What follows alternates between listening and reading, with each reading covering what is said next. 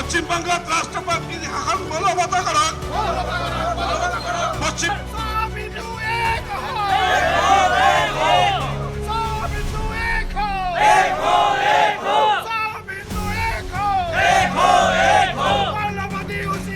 হুঁশিয়াৰ হুঁশিয়াৰ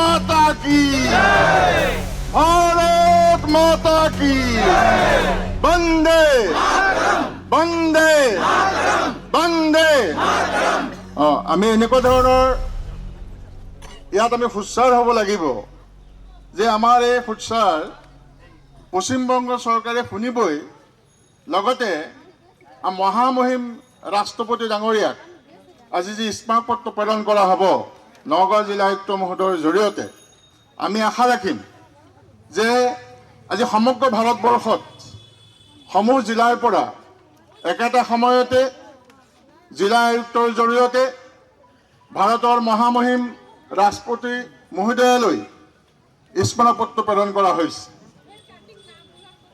আমি আশা ৰাখিম আমি সজাগ সচেতন সনাতনী হিন্দু সমাজে আশা ৰাখিম যে অতি শীঘ্ৰে পশ্চিমবংগত ৰাষ্ট্ৰপতি শাসন প্ৰৱৰ্তন কৰা হ'ব।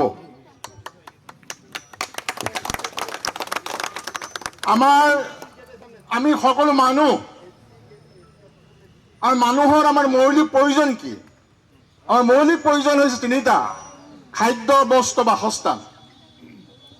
আমি ক্ষুধা নিবাৰণ কৰিবৰ কাৰণে, আমাৰ ভোক নিবাৰণ কৰিবৰ কাৰণে আমি খাদ্য আমি খাওঁ। লজ্জা নিবাৰণ কৰিবৰ কাৰণে আমি কি কৰোঁ? বস্ত্ৰ পৰিধান কৰা হয়। আৰু আমি কিবা এটা থাকিবৰ কাৰণে, সেইটো খেৰৰ ঘৰেই হওক, টিঙৰ চালিয়েই হওক, RCC ঘৰেই হওক, তম্বু তৰাৰ কিবা স্থলেই হওক, আমি তাত বাসস্থান কৰোঁ। এইকেইটা হৈছে আমাৰ মৌলিক প্ৰয়োজন: খাদ্য, বস্ত্ৰ, বাসস্থান। আৰু চৰকাৰৰ দায়িত্ব কি? চৰকাৰৰ প্ৰাথমিক দায়িত্ব কি আছিলে? চৰকাৰৰ প্ৰাথমিক দায়িত্ব আছিলে জনসাধাৰণৰ জীৱন আৰু সা সম্পত্তি সুৰক্ষিত কৰা, সুনিশ্চিত কৰা।